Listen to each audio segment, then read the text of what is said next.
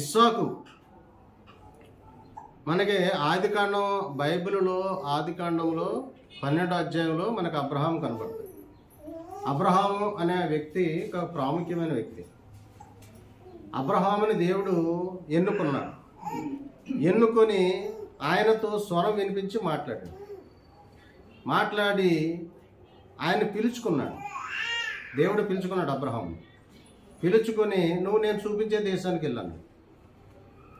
నువ్వు నీ బంధువులను వదిలేసి, నీ స్నేహితుల్ని, నీ చుట్టాలని, బంధువులందరినీ వదిలేసి, నీ దేశాన్ని వదిలిపెట్టేసి, నీ తల్లిదండ్రుల దగ్గర నుంచి దూరంగా నేను చూపించే దేశానికి వెళ్ళాను. అప్పటి వరకు ఈయన అక్కడ ఉన్నాడు. ఎక్కడున్నాడు? ఇరాక్ దేశం, ఊరు అనే గ్రామంలో. దాని బైబిల్లో ఏమని రాశాడు? అప్పుడు ఇరాక్ దేశం అంటాం మనం. బైబిల్లో ఏమన్నాడు దాన్ని? పట్టణం. ఆ ఊరనే గ్రామంలో ఉండేవాడు. ఆ ఊరనే గ్రామం నుంచి దేవుడు మాట్లాడాడు అబ్రహాంతో, పిలిచి నేను చూపించే దేశానికి వెళ్ళన్నాడు. అబ్రహాం దేవుని మాట నమ్మాడు. దేవుడు ఎలా మాట్లాడాడు అబ్రహాంతో? ఆకాశం నుంచి స్వరం వినిపించి మాట్లాడు. ఆకాశం నుంచి స్వరం ఆ స్వరం విని అబ్రహాం దేవుడే నాతో మాట్లాడుతున్నాడు అని నమ్మాడు. దేవుడిని గౌరవించాడు. దేవుడి మాటకి లోపడ్డాడు. దేవుడు చూపించే దేశానికి వెళ్తానికి బయలుదేరాడు. అలాగా అబ్రహాము దేవుడిని నమ్మినందుకు, దేవుడి మాట విన్నందుకు, దేవుడికి లోబడినందుకు, దేవుడు చెప్పినట్టు విన్నందుకు, బలిపీఠాలు కట్టి ప్రార్థన చేసినందుకు అబ్రహాముని దేవుడు బహుగా దీవించాడు. ఆయన సంతానాన్ని వృద్ధి చేశాడు. ఇప్పుడు దేవుడు దీవిస్తే ఎలా దీవిస్తాడో తెలుసా? ఇప్పుడు నన్ను ఎన్నుకున్నాడు, నన్ను పిలిచాడు. దేవుడు నన్ను పిలుచుకున్నాడు, తన పని అప్పు చెప్పాడు. నేను ఆయన పని చేసుకుంటా పోతున్నాను. నాకు ఇంకా వేరే ఇంకా లోకంలో ఏ పని నాకు అవసరం లేదు. ఇప్పుడు సేవకాన్ని వచ్చి పెళ్ళిళ్ళు కుదురుతూ ఉంటారు కమిషన్లకు. సేవకాన్ని వచ్చి వ్యాపారాలు చేస్తూ ఉంటారు. సేవకాన్ని వచ్చి ఇంకా ఆ పని ఈ పని చేస్తూ ఉంటారు. ఎందుకంటే ఏవో 4 రూపాయలు ఉంటే బాగుంటుంది, ఆర్థికంగా బలపడతాం, ఇంకా ఏదో ఇల్లు కొనుక్కుంటే బాగుంటుంది, లేదా అది ఇదని ఏ ఉంటాయి ఆశలు. కానీ అవన్నీ వదిలేసి దేవుడి పని మాత్రమే చేస్తాను అని సమర్పించుకున్న వాళ్ళ జీవితాలు వేరుగా ఉంటాయి. సేవ చేస్తూ రకరకాల పనులతో ఉన్న వాళ్ళ పరిస్థితి వేరుగా ఉంటుంది. ఇక్కడ శ్రేష్టమైనది ఏంటంటే దేవుడి పని తప్ప ఇంకా వేరొక దేవుడి పని చేయకుండా సమర్పించుకున్న వాళ్ళకే ఆశీర్వాదం బాగుంటుంది. అంటే అది కనపడదు అనమాట. ఇప్పుడు వ్యాపారం చేస్తే ఎదురుగుండగా వీళ్ళు వచ్చే డబ్బులు కనపడతాయి. వ్యాపారం చేస్తే వాళ్ళకి వచ్చే డబ్బులు కనిపిస్తాయి. అలాగే లేదంటే ఉద్యోగం చేస్తే వచ్చే జీతం కనపడుతుంది. లేకపోతే ఇంకా ఏవో కమిషన్లు వాటికి చేస్తూ ఉంటారు. బిల్లులు అమ్ముతూ ఉంటారు కమిషన్ కోసం, స్థలాలు అమ్ముతూ ఉంటారు కమిషన్ కోసం. ఇలాగా 7-4 డబ్బులు వస్తాయి. అవి ఎదురుగుండా కనపడతాయి. కానీ దేవుడిచ్చే ఆశీర్వాదం కంటికి కనపడదు, చెవులు కనపడదు. అదనమాట. దేవుడు అనుకోకుండా మన జీవితంలో సమకూరుస్తాడనమాట. ఇప్పుడు ఒక ఆవిడ ఉంది, బైబిల్ పట్టుకొని సువార్త చెప్తూ ఆవిడకి ఇంకా వెనక ముందు ఎవరూ లేరు. ఈవిడ అంటే కూతురు ఉంది ఆవిడకి. ఈవిడ వయసు 70-60 సంవత్సరాలు ఎంతో వచ్చేసింది. ఆవిడ ఏమనుకుందంటే, నేను బ్రతికినంత కాలము సువార్త చెప్పి దేవుడి పని చేసి చచ్చిపోతే నేను పరలోకానికి చేరుకుంటే చాలు, నాకు ఈ లోకంలో ఇంకా నాకేం అవసరం లేదు, నాకు ఇల్లు వాకులు ఈ బంగారం ఈ డబ్బు నాకు అక్కర్లేదు ప్రభువా, నేను నీ పని చేస్తూ నేను చనిపోతే నీ దగ్గరికి వస్తే నాకు అంతే చాలు, నాకు పరలోకం చాలు నాకు అని అనుకుంది ఆవిడ. అనుకుని ఇంటింటికి తిరుగుతుంది, బైబిల్ పట్టుకుని సువార్త చెప్తూ అలాగే గడుపుకుంటుంది. ప్రార్థనలకే పాల్గొంటుంది, ప్రార్థన పెట్టుకుంటుంది, నలుగురిని పిలుచుకుంటుంది, దేవుడిని నామాన్ని మహిమపరుస్తుంది. ఇంకా అలా చెప్తుంది. అలా ఉంటుండగా ఆవిడకి ఒక అక్క ఉంది. ఆ అక్కకి ఆస్తి ఉంది. ఆవిడికి పిల్లలు లేరు. ఆవిడ వచ్చి ఈరోజు అక్క చెల్లెలకు కూడా పడట్లేదు. అక్క మీద చెల్లెలు అసూయపడుతుంది, చెల్లెల మీద అక్క అసూయపడుతుంది. ఎందుకంటే ఉన్నది నాకు లేదు అని. ఇలాంటి పరిస్థితుల్లో అయితే దేవుడి కార్యం ఎలా ఉంటుందంటే, ఆవిడ హృదయాన్ని దేవుడు ప్రేరేపించాడు. ఆవిడ వచ్చింది, చెల్లి నాకున్న ఆస్తిని నీకు ఇచ్చేస్తాను, నువ్వు నాకు పూట భోజనం పెట్టి చాలు, నేను బతుకుమందుకు నాకు భోజనం పెట్టి చాలు, ఆయన ఉంచుకుని నేనేం చేసుకుంటాను, నీకు ఇచ్చేస్తానని. అలా ఆవిడ ద్వారా దేవుడికి ఆస్తిని ఇచ్చాడు. అప్పుడు ఒక స్థలం కొనుక్కుంది, మంచి ఇల్లు కట్టుకుంది. ఇప్పుడు ఆ స్థలము, ఆ ఇల్లు ఏమీ లేదు, చచ్చిపోతే చాలు నాకు అనుకున్న ఆవిడ, ఏమీ లేకుండా చచ్చిపోయినా నాకు చాలు, నేను పరలోకం చేరుకుంటే చాలు, నాకు దేవుడి ముఖ్యం అనుకున్న ఆవిడికి అనుకోకుండా దేవుడు ఇచ్చిన ఆస్తి ఎంతో తెలుసుకుంటూ 5 కోట్లు. ఆ స్థలము ఆవిడ కట్టుకున్న బిల్డింగ్ ఇప్పుడు 5 కోట్లు. ఆ లక్క ఇచ్చింది ఆవిడ. అట్లా అనమాట. అట్లా ఇస్తాడు దేవుడు అనమాట. అట్లా ఇస్తాడు దేవుడు. మనం దయభక్తి కలిగి ఉంటే, మనం సువార్చతో ఉంటే, మన దేవుడి మీద ఆధారపడుతూ ఉంటే అనుకోకుండా అద్భుతాలు జరుగుతాయి, ఊహించిన కార్యాలు జరుగుతాయి. అబ్రహాముని పిలిచాడు. పిలిచినప్పుడు నేను ఆస్తి లేదు, ఆయన ఆస్తి ఏం లేదు. పిలిచినప్పుడు దేవుడు పిలిచినప్పుడు నేను ఆస్తి లేదు. దేవుడి మాటకు లోబడి ఆయన చెప్పినట్టు విని ఇక దేవుడి మీద ఆధారపడినప్పుడు దేవుడు ఆయనతో మాట్లాడుతున్నాడు, ఆయన బలపరుస్తున్నాడు. దేవుడు కూడా పిలిచిన కూడా నమ్మదగిన వాడు. పిలిచిన వాడు వదిలేస్తాడా? పిలిచిన వాడు నమ్మదగిన వాడు. ఆయన పక్కకొచ్చి వాడిని తృణీకరించడు. ఆయన పిలుచుకున్నాడు కాబట్టి అబ్రహాంతో దేవుడు మాట్లాడుతున్నాడు, అబ్రహాంతో స్నేహం చేస్తున్నాడు, అబ్రహాముకి సమకూరుస్తున్నాడు, అబ్రహాముని దీవిస్తున్నాడు. అబ్రహాము దీవించబడ్డాడు. 300 మంది పనులు అయ్యారు. ఎంతమంది పనులు అయ్యారు తెలుసా? 317 మంది పనులు అయ్యారు. ఆయనకి దేవుడు ఇచ్చిన ఆస్తిని కాపాడటానికి అనే పని మనుషులు 318 మంది. అంటే ఆస్తి ఎంత ఉంటుంది వీళ్ళకి? ఎలా జూబ్లీహిల్స్ లోను, బంజారీస్ లోను 100 కోట్లు 200 కోట్లు కలిగిన వ్యక్తులు ఉన్నారు. వాళ్ళ ఇంట్లోనూ ఆఫీసుల్లోనూ పనిచేసే వాళ్ళు అంత పనిచేస్తే 100 మంది ఉంటారు, లేదా 50 మంది ఉంటారు. 318 మంది పనులు అంటే ఎంత ఆస్తి, ఎంత ఆస్తిని కలగజేసాడో చూడండి దేవుడు. అంటే దేవుడు పిలిచాడు కాబట్టి, దేవుడు మాట నమ్మాడు కాబట్టి దేవుడు అంత ఆస్తిని ఆయనకి కలగజేశాడు. దేవుడు అబ్రహాముతో మాట్లాడు. అయితే ఆస్తి వచ్చేసింది, గొడ్లు వచ్చేసినాయి, ఎడ్లు, గొడ్లు, మరి గొర్రెలు, మరి మేకలు, మరి గాడిదలు, ఇవన్నీ వచ్చేసినాయి. అయితే ఆయనకు ఒక పనులు ఏంటది? సంతానం లేదు. బాధపడ్డాడు. ఈ ఆస్తి అందరికి అతనికి ఒక పనివాడు ఉన్నాడు, ఆయన పేరు ఎలియాజరు. ఈ ఆస్తి అందరికి ఎలియాజరే కదా వారసుడు, నాకు బిడ్డలు లేరు కదా అని బాధపడుతున్నాడు. అయితే హృదయం ఎరిగిన దేవుడు అబ్రహాము మనసులో ఏముందో తెలుసుకున్నాడు. అబ్రహాము హృదయంలో ఏముంది? బాధ, నాకు పిల్లలు లేరనే బాధ ఉంది అన్న విషయం దేవుడు తెలుసుకున్నాడు. ఎందుకంటే అబ్రహాము దేవుడి మాట నమ్మాడు కాబట్టి అబ్రహాము హృదయాన్ని దేవుడు ఎరిగి ఉన్నాడు.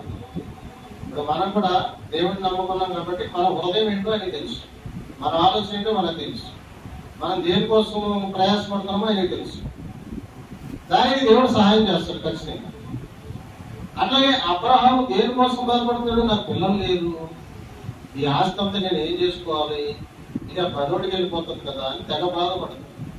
అప్పుడు దేవుడు ప్రత్యక్షమయ్యాడు. అప్పుడు ప్రత్యక్షం అయినప్పటికీ అప్పుడు అబ్రహాం వయసు ఎంత? 99 సంవత్సరాలు. అప్పుడు సారా వయసు ఎంత? 90 సంవత్సరాలు. ఈయనకి 99, ఆవిడికి అప్పుడు 89. ఈయనకి 99, ఆవిడికి 89. అప్పుడు దేవుడు ప్రత్యక్షమై అబ్రహాము నీకు ఒక కుమారుని ఇస్తాను అని. అబ్రహాం ఏమనుకున్నాడు? నేను ముసలివాడిని అయిపోయాను, 99 సంవత్సరాలు వచ్చేసినాయి, నా భార్య ముసలిది అయిపోయింది, 89 సంవత్సరాలు వచ్చేసినాయి, ఇప్పుడు నాకు పిల్లలు పుడతారా అని ఇంకా ఈ ఆస్తి అంతా ఆ పిల్లడికి పోతుంది అని అనుకుంటున్న సమయంలో దేవుడు ప్రత్యక్షమైంది కుమారుని ఇస్తానంటే దేవుడు మాటని అబ్రహాం నమ్మాడు. సారా అన్నది ఈ వయసులో నాకు పిల్లలు పుడతారని నమ్మింది సారా. నేను నీకు కుమారుని ఇస్తాను అంటే దేవుడి మాట నిరంతరం కాదు. కుమారుని ఇస్తానని చెప్పాడు. నేను మళ్ళీ వేదనకి నీ దగ్గరికి వచ్చినప్పుడు నువ్వు కుమారుని చేతిలో అంటావు అని కూడా చెప్పేసి దేవుడు వెళ్ళిపోయాడు. పర్వాలకు వెళ్ళిపోయాడు. అన్నప్రకారము సంవత్సరం తిరిగి వచ్చేసరికి సారా గర్భం దాల్చింది. అంటే అబ్రహాముకి 100 సంవత్సరాల వయసులో, సారాకి 90 సంవత్సరాల వయసులో దేవుడు వాళ్ళకి కుమారుడు ఇచ్చాడు. ఆయన పేరే ఇస్సాకు. అంటే పిల్లలు లేరని బాధపడి వేదన పడుతున్నటువంటి వాళ్ళకి దేవుడు పిల్లల నుంచి నవ్వు కలగజేశాడు. వాళ్ళు నవ్వారు, వాళ్ళు సంతోషించారు, వాళ్ళు ఆనందపడ్డారు. అందుకని వాళ్ళకి ఇస్సాకు అని పేరు పెట్టారు. ఎందుకు ఇస్సాకు అని పేరు పెట్టారంటే ఇస్సాకు అని అంటే నవ్వు అని అర్థం, నవ్వు అని అర్థం. అందుకని ఇస్సాకు అని పేరు పెట్టారు. అందుకని ఇప్పుడు ఈ ఇస్సాకు వాగ్దాన పుత్రుడు అయ్యాడు. దేవుడు వాగ్దానం చేస్తే వచ్చి పుట్టిన బిడ్డలు కదా, అందుకని ఇస్సాకు వాగ్దాన పుత్రుడు అయ్యాడు. మరి అబ్రహాముని దీవించడానికి ఇష్టపడిన దేవుడు అబ్రహాముని ఎందుకని అబ్రహాముని దీవించాడు. అబ్రహాము కుమారుడైన ఇస్సాకుని దీవించాడు. ఇస్సాకు కుమారుడైనటువంటి యాకోబు ఏసావుని ఇద్దరిని దీవించాడు. యాకోబు సంతానాన్ని తన ప్రజలుగా ఎన్నుకొని వాళ్ళని ఒక దేశంగా మలిచాడు. 12 గోత్రాలు అయ్యారు. ఆ 12 గోత్రాలే ఇవాళ ఇజ్రాయెల్ దేశం. అంటే దేవుడు దీవిస్తే అలా దీవిస్తాడు అనమాట. నిన్ను దీవిస్తాడు, నీ కుమారుడు దీవిస్తాడు, నీ మనవలను దీవిస్తాడు, మనవలను దీవిస్తాడు, వంశాన్ని వృద్ధి పొందిస్తాడు. అది దేవుడు దీవిస్తే. అందుకనే దేవుడి దగ్గరకు వచ్చిన వాళ్ళు బలపడతారు, దీవించబడతారు. వాళ్ళ వంశంలో జ్ఞానవంతులు పుట్టుకొస్తారు, బలవంతులు పుట్టుకొస్తారు. అలాగనమాట. అట్లా దీవిస్తారు దేవుడు. దేవుడు అబ్రహాముని ఎలా దీవించాడో గుర్తుపెట్టుకోవాలి. అబ్రహాముని దీవించినట్టు దీవిస్తాడు దేవుడు. ఆ దేవుడి దగ్గరికి వచ్చి దేవుడిని చెప్పినట్టు వింటే, దేవుడి మాట నమ్మితే అబ్రహాముని దీవించినట్టు దీవిస్తాడు దేవుడు. ఇప్పుడు ఇస్సాకు వాగ్దాన పుత్రుడు. మరి ఇస్సాకు ఆదికాండం 18:10 చదవండి. ఆదికాండం 18:10.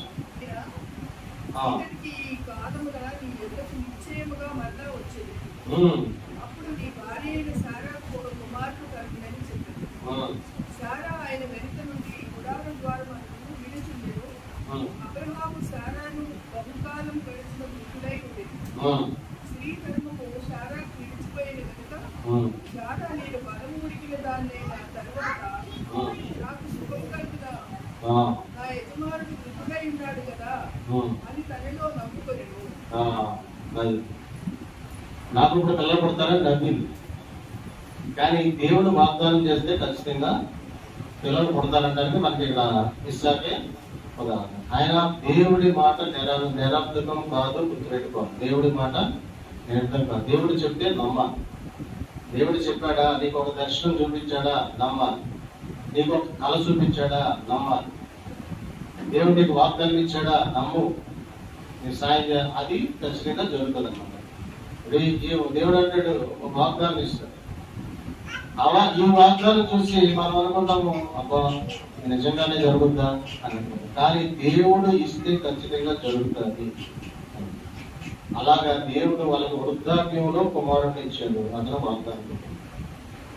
అతనికి ఇస్సాకని పేరు. ఇస్సాకుని దేవుడు బహుగా దీవించాడు. ఇస్సాకు 40 సంవత్సరాల వయసులో పెళ్ళయి రిబ్కానిచ్చి వివాహం చేస్తారు. 60 సంవత్సరాల వయసులో పిల్లలు పుట్టి. అంటే ఆయన పెళ్లికి లేట్ అయింది, పిల్లలు పుట్టడానికి లేట్ అయింది. అయితే మరి విశ్వాసం కోల్పోయాడా, నమ్మకం కోల్పోయాడా? కోల్పోలేదు. ఇప్పుడు 40 సంవత్సరాల వయసు వచ్చే వరకు పెళ్లి కాలేదు. అయితే విశ్వాసం కోల్పోలేదు. దేవుడు చేస్తాడు అనే నమ్మకం కలిగి ఉన్నాడు. పెళ్ళి అయింది. 40 సంవత్సరాలకి పిల్లలు పుట్టతలే.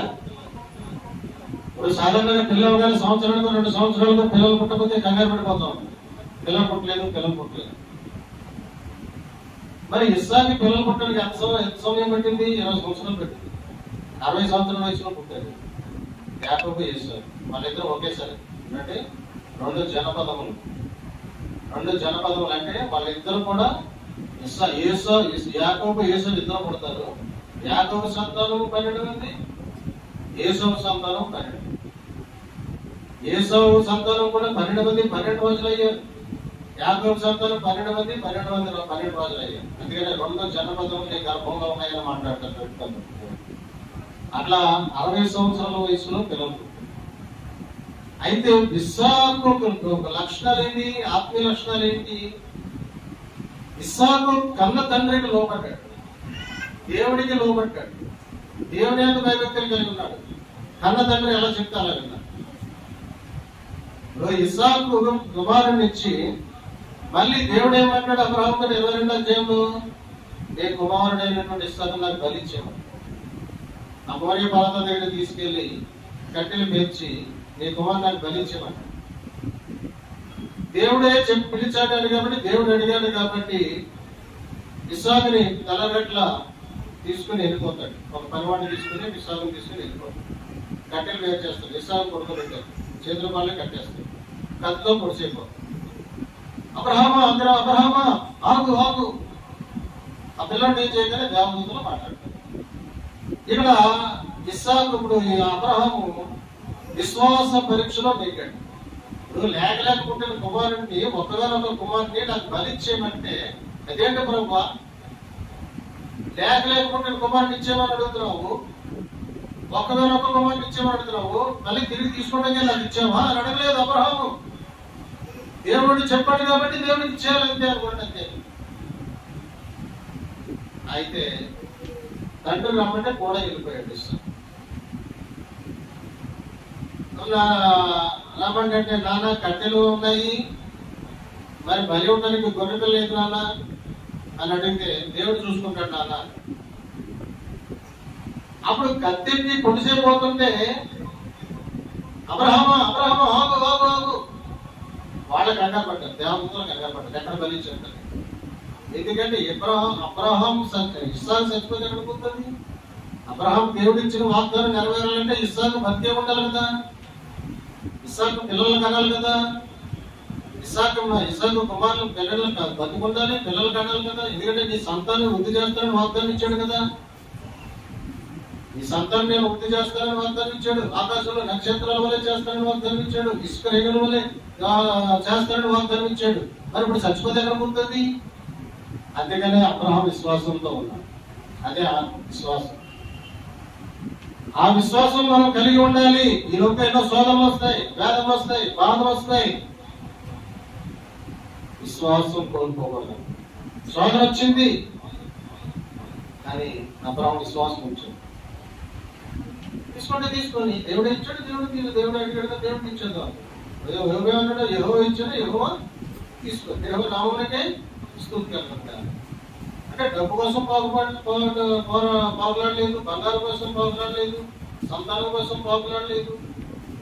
దేవుడు ఇచ్చాడు, దేవుడు తీసుకుంటాడు. దేవుడికే స్తోత్రం కదా, యెహోవాకే స్తోత్రం. అలాగే అబ్రహాము కూడా దేవుడు ఇచ్చాడు, దేవుడు తీసుకోడు, దేవుడికి ఇచ్చేద్దాం అని అనుకున్నాడు. అంటే విశ్వాసం కలిగి ఉన్నాడు అబ్రహాం, విశ్వాసం కలిగి ఉన్నాడు. అందుకనే ఇస్సాకు తండ్రికి లోపడ్డాడు. అవసరమైతే ఇస్సాకు అబ్రహాం గెంటేసి పారిపోతాడు. అబ్రహామే ముసలోడు, ఇస్సాకు వయసులో ఉంటాడు. తండ్రిలో గెంటేసి పారిపోతాడు. కానీ అలా చేయలేదు. తండ్రి చెప్పినట్టు తండ్రికి లోపడ్డాడు. తండ్రికి లోబడేవాడు ఇస్సాకు. ఇస్సాకులో ఉన్న ఆశీర్వాదం ఏంటంటే మొట్టమొదటి తండ్రికి లోబడేవాడు. ఆ మాట చదవండి. ఆదికాండం 22:6-9, 22:6-9.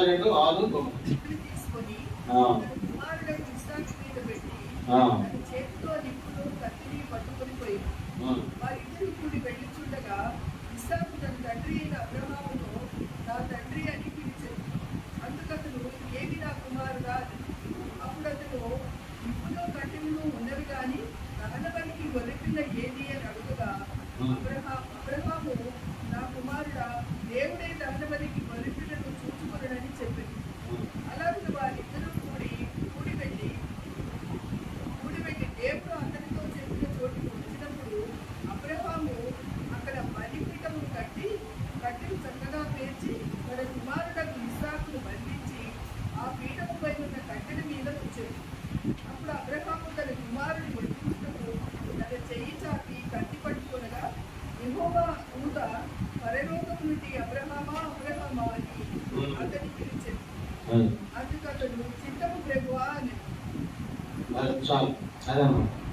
ఆ రకంగా కన్న తండ్రి కత్తితో పొడిచి చంపేయాలనుకున్నా కానీ కన్న తండ్రిని ఎదిరించలేదు.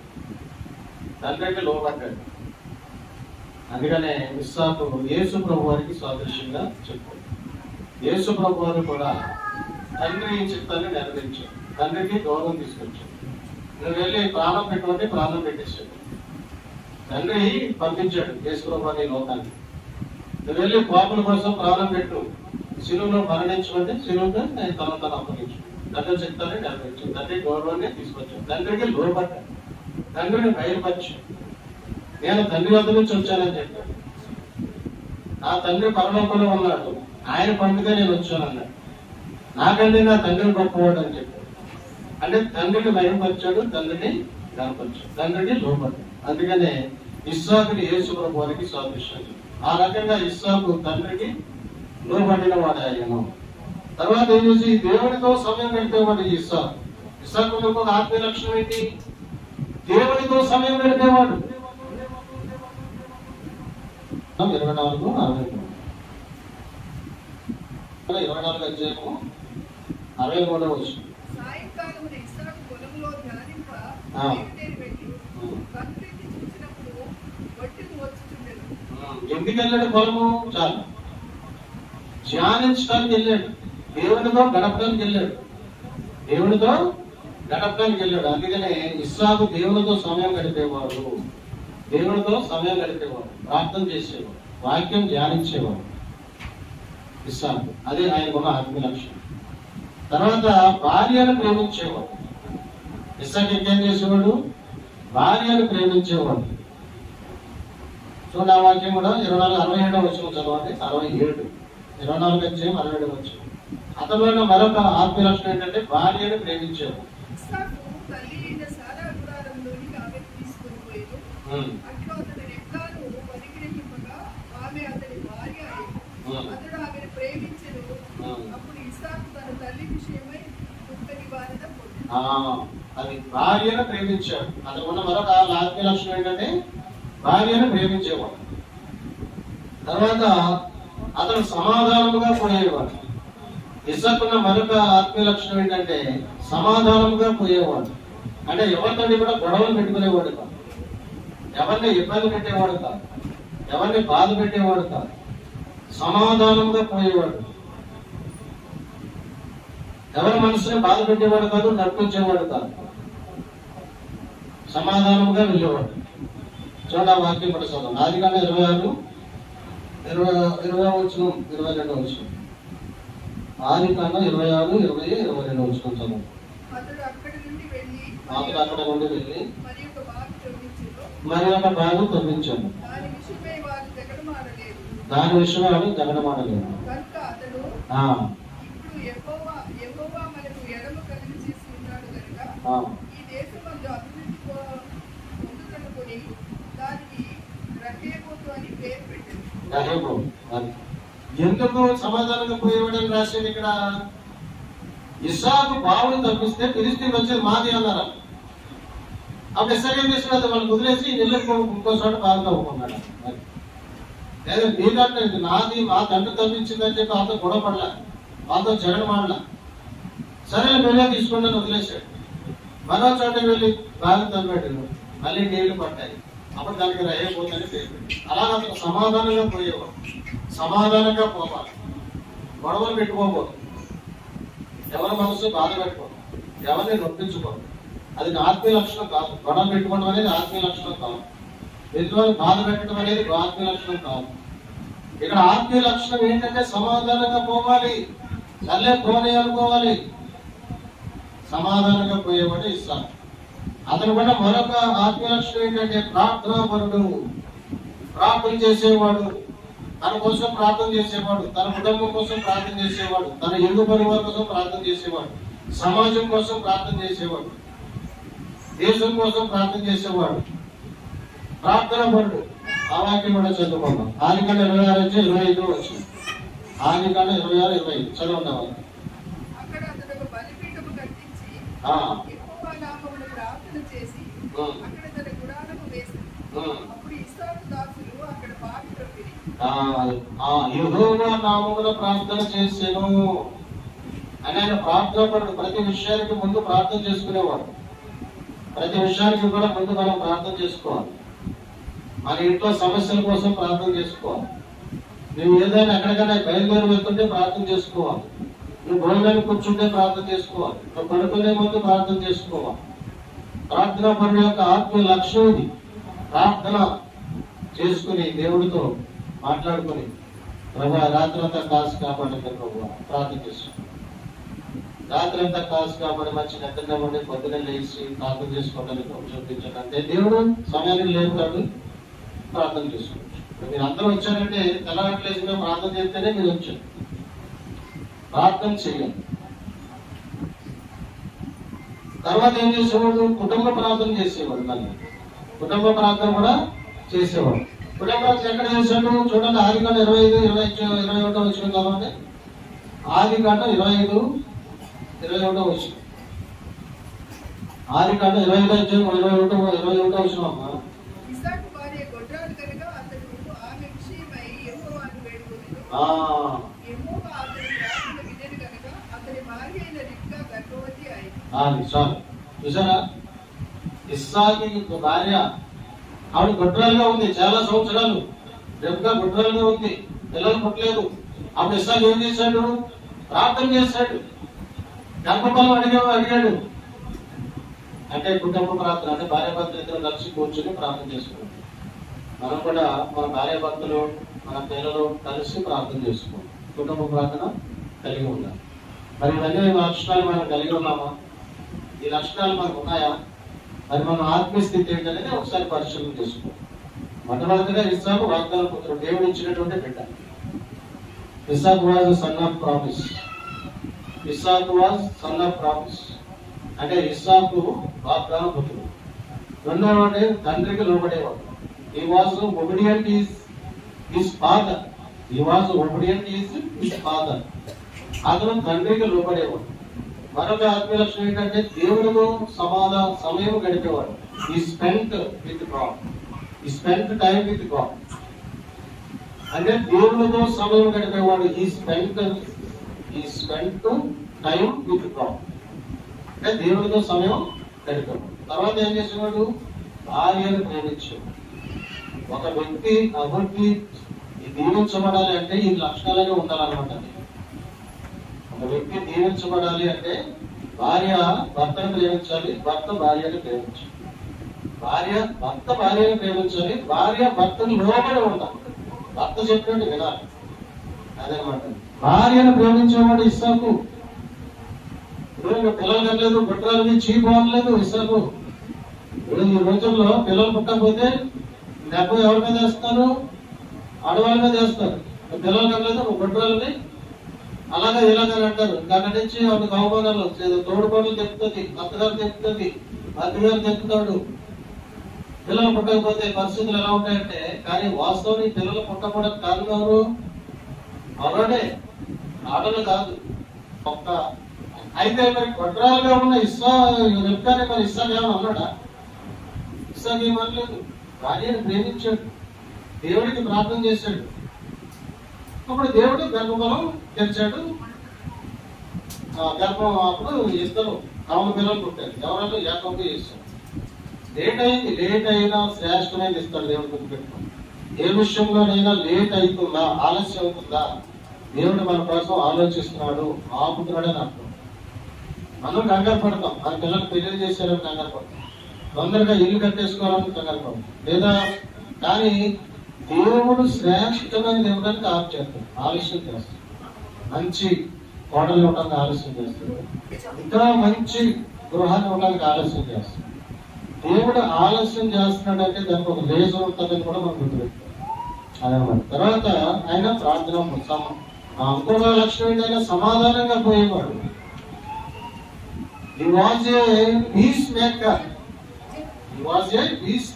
సమాధానంగా పోయేవాడు. అతడు సమాధానంగా పీస్ మేకర్ ఇస్సాకు. మనం కూడా సమాధానంగా పోవాలి, పీస్ మేకర్ గా ఉండాలి, సమాధానంగా పోయేవాడు. తర్వాత ఆయన ప్రార్థనాపరుడు. He was man of prayer. ఆయన ప్రార్థనాపరుడు, ప్రార్థన చేసేవాడు, ప్రతి విషయానికి ప్రార్థన చేసేవాడు. ప్రార్థనాపరుడుగా ఉండాలి. నీకు ఏదైనా అవసరమైతే దేవుడికి ప్రార్థన చేయి. నీ గర్భఫలం కావాలా, దేవుడికి ప్రార్థన చేయి. నీ చేతిలో డబ్బులు లేవా, ప్రార్థన చేయి. నీ పని అనుకున్న పనులు జరగట్లేదా? ప్రార్థన చేయి. నీ పిల్లలు తప్పిపోయారా? ప్రార్థన చేయి. అనారోగ్య సమస్య ఉందా? ప్రార్థన చేయి. మోకరించి ప్రార్థన చేయి. సమాధానం వస్తుంది. అంటే ప్రార్థనా పరుడుగా ఉండేవాడు ఇస్తాం. మనం కూడా ప్రార్థనా పరుడుగా ఉంటాం. ప్రతి విషయంలో ప్రార్థన చేయాలి. కృతజ్ఞతాస్తుతులు చెల్లించాలి. ఏమంటాడు తెస్సలోనిక పత్రికలో? మీరు ఎడతెగక ప్రార్థన చేయాలి. ప్రతి విషయంలో కృతజ్ఞతాస్తుతులు చెల్లించండి. అంటే ఎడతెగక ప్రార్థన చేయాలి. ప్రతి విషయంలో కూడా కృతజ్ఞత చెప్పాలి దేవుడికి. థ్యాంక్ యూ ప్రభా అని చెప్పాలి. క్షేమంగా తీసుకొచ్చావు, థ్యాంక్ యూ ప్రభా. రాత్రంతా క్షేమం కాసి కాపాడు, థ్యాంక్ యూ ప్రభా. మంచి భోజనం పెట్టావు, థ్యాంక్ యూ ప్రభా. మంచి వస్త్రం ఇచ్చావు, థ్యాంక్ యూ ప్రభా. మంచి వాహనం ఇచ్చావు, థ్యాంక్ యూ. గృహం ఇచ్చావు, థ్యాంక్ యూ. నా కుమారుడు వివాహం చేసావు, థ్యాంక్ యూ. కృతజ్ఞత స్తుతులు. కృతజ్ఞత మర్చిపోకూడదు. కృతజ్ఞత స్తుతులు చెల్లించాలి. అందుకే కృతజ్ఞత కూడి పెట్టుకుంటాం. కృతజ్ఞత కూడి పెట్టుకుని ఏం చెప్తారు? Thanks giving. దేవుడికి థ్యాంక్స్ చేయండి. కృతజ్ఞత కూడి పెట్టిన ఇంట్లో కార్యం. ఇప్పుడు వాడు పార్వతం గారు మనోడే పెళ్లి చేసి కృతజ్ఞత కూడి పెట్టుకుంది. వచ్చిన వాళ్ళందరికీ చీరలు ఇచ్చి అలాగా కృతజ్ఞత కూడి పెట్టుకో. అంటే దేవుడికి కృతజ్ఞత కలిగి ఇచ్చి ఆయన ఇచ్చేదానికి కృతజ్ఞత మళ్ళీ ఇస్తాడు, ఇంకా ఇస్తాడు. దేవుడు కృతజ్ఞత మర్చిపోకూడదు. ప్రార్థన మర్చిపోకూడదు. ఆయన ప్రార్థన చేయకుండా వెళ్ళిపోతే ఏమనుకుంటాడు దేవుడు? నాకు చెప్పలేదు, నా దగ్గర విచారించలేదు, నాతో మాట్లాడలేదు, వాళ్ళ ఇష్టాచారం పోయాడు పోనే అనుకుంటాడు. అందుకని దావీదు ఏం చేశాడు? దేవుడితో గడిపాడు, ప్రార్థన చేశాడు, దేవుడి దగ్గర విచారించాడు, యుద్ధంలో విజయం పొందుకుని వచ్చాడు. దావీదు ఏ యుద్ధంలో కూడా ఓడిపోయింది. కారణం ఏంటంటే దేవుడితో గడిపి గెలవంటావా అని అడిగేవాడు. దేవుడు గెలవంటేనే వెళ్ళేవాడు. అట్లాగే దేవుడితో గడపాలి, దేవుడి కోసం కనిపెట్టాలి, ప్రార్థన చేసుకుని వెళ్ళాలి. అప్పుడు దేవుడు తోడుగా ఉంటాడు. ఇప్పుడు నేను కేరళ ప్రాంతం లేదు, ప్రభా క్షేమంగా తీసుకెళ్ళి క్షేమంగా తీసుకురండి ప్రభు అని ప్రార్థన చేశాను. క్షేమంగా తీసుకెళ్ళండి, క్షేమంగా తీసుకెళ్ళండి. ప్రయాణంలో సుఖ ప్రయాణం చక్కగా మంచి అంటే రిజర్వేషన్ చేయించుకున్నాము. ఏ ఇబ్బంది లేదు, ఏ గొడవలు లేదు, ఆటంకాలు ఏం లేదు. పీస్ఫుల్గా సమాధానంగా పీస్ఫుల్గా వెళ్తాం. ఎన్నో గొడవలు జరుగుతూ ఉంటాయి, ప్రమాదాలు జరుగుతూ ఉంటాయి, యాక్సిడెంట్లు అవుతూ ఉంటాయి. మరి అన్నింటికి దేవుడు మమ్మల్ని కాపుదలు పెట్టి క్షేమంగా తీసుకెళ్ళాం, క్షేమంగా తీసుకొచ్చాం. 4 రోజులు అక్కడ ఉన్నాం. మా కోసం వాతావరణాన్ని చేంజ్ చేశాడు దేవుడు. అక్కడ చలి విపరీతమైన సెలవు ఉంది. ఇక్కడ ఎంతో సెలవు ఉంది, కేరళలో ఇంకెంత సెలవు ఉంటుందో అని మేము అనుకుంటే అక్కడికి వెళ్ళినప్పటికీ ఎండ మా కోట్లు తీసి పక్కన పడేసాం. అంటే వాతావరణాన్ని చేంజ్ చేశాడు దేవుడు. చక్కగా మాకు గెస్ట్ హౌస్ ఇచ్చారు, వాష్రూమ్స్కి ఇబ్బంది లేదు, స్నానాలకు ఇబ్బంది లేదు, భోజనాలకు ఇబ్బంది లేదు. కార్లో తీసుకెళ్ళేవారు, కార్లో తీసుకొచ్చి అక్కడ పెట్టేవారు. హ్యాపీగా చూడాలనుకున్న వచ్చిన ప్రాంతం, ఎయిర్పోర్టు, ఆ ఎర్నాకుళం, ఆ పోర్టు, ఆ బీచ్, యూదుల సమాజ మందిరాన్ని చూసాం. కేరళలో యూదుల సమాజ మందిరం ఉంది, తెలుసా మీకు? కేరళలో వచ్చిన దగ్గర చిన్నపోగు అని ఒక వీధి ఉంటుంది. ఆ వీధిలో యూదులు ఉండేవారంట. అక్కడ యూదులు కట్టించిన సమాజ మందిరం కూడా ఉంది కేరళలో. ఆ సమాజ మందిరంలో 5 కుటుంబాలు ఉన్నాయంట కేరళలో. వాళ్ళు ఎర్నాకుళంలో ఉంటారంట సిటీలో. ఆ శనివారం రోజున వచ్చి వాళ్ళు దేవుని ఆరాధిస్తారు. శనివారం రోజు 9:30 వచ్చి వాళ్ళు యూదుల కుటుంబాలు 5 కుటుంబాలు 14 మంది వాళ్ళు మాత్రమే దేవుణ్ణి ఆరాధిస్తారంటే ఎవరి లోపలికి రానివారంట. యూదులు మాత్రమే దేవుణ్ణి ఆ సమాజ మందిరంలోకి వెళ్ళి దేవుణ్ణి ఆరాధించుకుంటారు. ఎవరినే లోపలికి రానివారు. 5 కుటుంబాలు 14 మంది మాత్రమే. ఆ సమాజ మందిరంలో అడుగు పెట్టడానికి దేవుడు కృప చూపించాడు. ఆ సమాజ మందిరంలో నేను ప్రార్థన చేశాను. ఆ సమాజ మందిరం చూశాను. అక్కడ యూదుల నివాసంలో గృహాన్ని చూశాను. అక్కడ అది ఏమైపోయిందంటే ఒక టూరిస్ట్ ప్లేస్ అయిపోయింది. ఎంతో మంది చూడటానికి వస్తున్నారు. ఆ యూదుల సమాజ మందిరాన్ని ఎంతో మంది చూడటానికి వస్తున్నారు. విదేశాల నుంచి వస్తున్నారు. యూదులు ఇక్కడ ఉన్నారంట, యూదుల సమాజం ఇక్కడ ఉందంట అని ఎంతో మంది చూడటానికి వస్తారు. మాకు దేవుడు ఆ భాగ్యం ఇచ్చాడు. అనుకోకుండా నేను యూదుల సమాజ మందిరాన్ని చూశాను. అనుకోకుండా యూదుల సమాజ మందిరంలో పడిపెట్టాను. నేను యూదుల సమాజ మందిరంలో నేను ప్రార్థన చేశాను. యూదుల సమాజ మందిరం ఎలా ఉంటుందో అనుకున్నాను. వాళ్ళు అది నేను చూపిస్తాను నేను అట్లా అనమాట. అందుకనే కుటుంబ ప్రార్థన చేయాలి, వ్యక్తిగత ప్రార్థన చేయాలి. అప్పుడు ఏంటంటే దేవుడి సహాయం మనకు దొరుకుతుంది. ఈ ఆత్మీయ లక్షణాలని ఇస్సాకు కలిగి ఉన్నాడు కాబట్టి ఇస్సాకు దీవించబడ్డాడు. ఇస్సాకుని దేవుడు బహుగా దీవించాడు. పంటేస్తే 100 ప్రతిఫలం వచ్చింది ఇస్సాక్కి. ఎందుకు 100 ప్రతిఫలం వచ్చిందంటే దేవుడి కృప ఉంది, దేవుడి కాపుదల ఉంది, దేవుడు ఆయనకు తోడుగా ఉన్నాడు. దేవుడు తోడుగా ఉంటే మనం ఏం చేసినా పరిస్థితి మనం ఏం చేసినా ఫలిస్తుంది. దేవుడు తోడు. ఇస్సాకు దేవుడు తోడుగా ఉన్నాడు. పంట వేస్తే ఊరంతా పంట. వాళ్ళు పరదేశులుగా వెళ్ళారు అక్కడికి. వాళ్ళు అక్కడ ధనవంతులు అయ్యారు. పరదేశి అంటే ఎక్కడి నుంచో వచ్చిన ఎలా అనుకుంటారు, అక్కడే ఉన్న వాళ్ళందరూ అనుకుంటారు ఏళ్ళైనా ఎక్కడి నుంచో వచ్చారు, మన మంది బాగుపడిపోతారు అంటే వాళ్ళ దేవుడు తోడుతుంది. వాళ్ళ దేవుడు తోడుగా ఉన్నాడు. వాళ్ళకి డెవలప్ అవుతారు. దేవుడు కృపలోడు దీవించబడతాడు. దేవుని స్తోత్రం కలుగును గాక. మాటలో దేవుడు దీవించుకుంటాడు. మహాపరిశుద్ధ